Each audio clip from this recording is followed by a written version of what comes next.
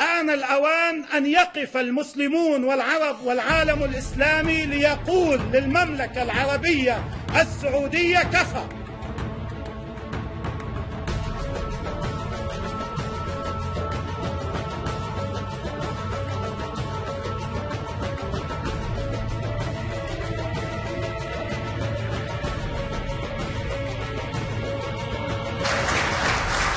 هذه بداية مسيرة الإنقاذ، فلتبقى الرياض ولتبقى القاهرة من أجل أن تبقى بيروت ودمشق وبغداد وصنعاء أيضا.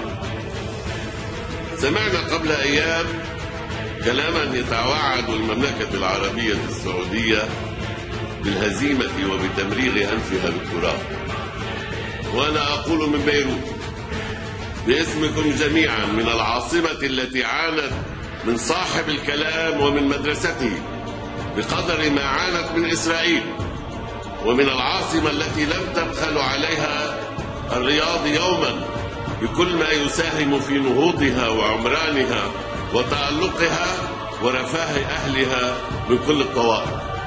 أقول من هذه البيروت أن من سيمرغ أنفه بالتراب هو كل من احترف ثقافة العدوان والإلغاء وتزوير الإرادات والتطاول على الشرعيات، وكل من يعتقد أن زمن الاستضعاف سيدوم إلى الأبد.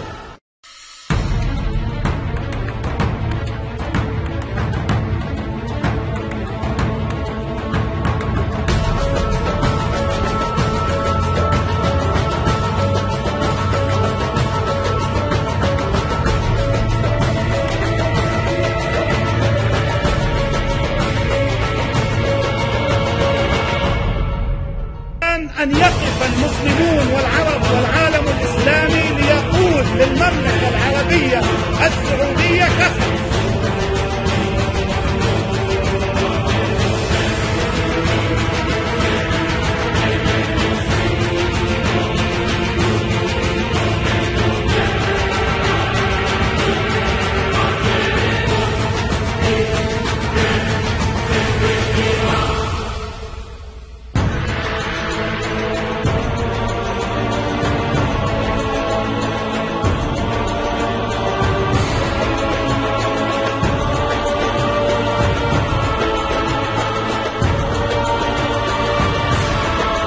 وحتى قبل تأسيس الدولة المغربية، حيث شارك المغاربة مع يعني في القضايا في المشرق، وأيضا في العهد في يعني بعد حصول المغرب على الاستقرار شارك المغرب بفعالية في حرب 73.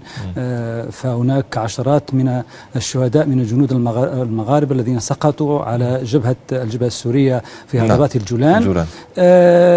أيضا المغرب كان حاضرا في دعمه للمملكة العربية السعودية بعد اجتياح صدام حسين للكويت، يعني مباشرة، يعني بعد اجتياح صدام للكويت المغرب أوفد قادة الجيش إلى الملك فهد ليعبر له عن استعداده لدعم الوحدة السعودية. أيضا حاليا منذ شهور والمغرب يشارك إلى جانب دولة الإمارات العربية المتحدة في العمليات العسكرية ضد داعش. فإذا المغرب بحكم علاقاته التاريخية مع المشرق عموما وخاصة مع دول مجلس التعاون الخليجي وأيضا زيارة تأتي في وقت قطعت فيه الرياض علاقاتها بطهران، حيث سعت الأخيرة خلال سنوات مضت نحو علاقات أقرب مع إسلام أباد. رئيس الوزراء الباكستاني وقائد جيشها الذي لم ينقطع عن التواصل مع المسؤولين في السعودية والتعهد بالدفاع عنها والرد بعنف على أي محاولة للمس بسيادتها أو أمنها، أدرك أن التوتر بين الرياض وطهران قد يؤثر على الموقع الجيوسياسي لباكستان وعلاقتها بالجارتين.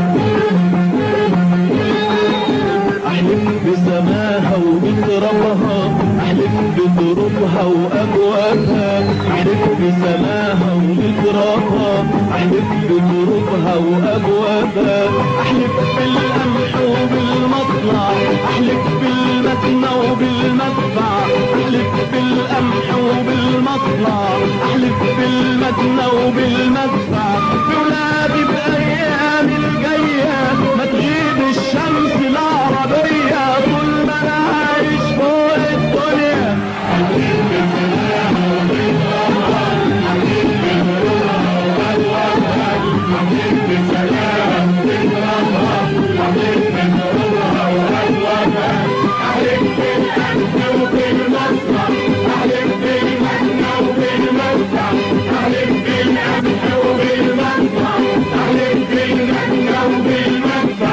ولادي بأيام الجاية ما تغيب الشمس العربية طول ما أنا عايش فوق الدنيا.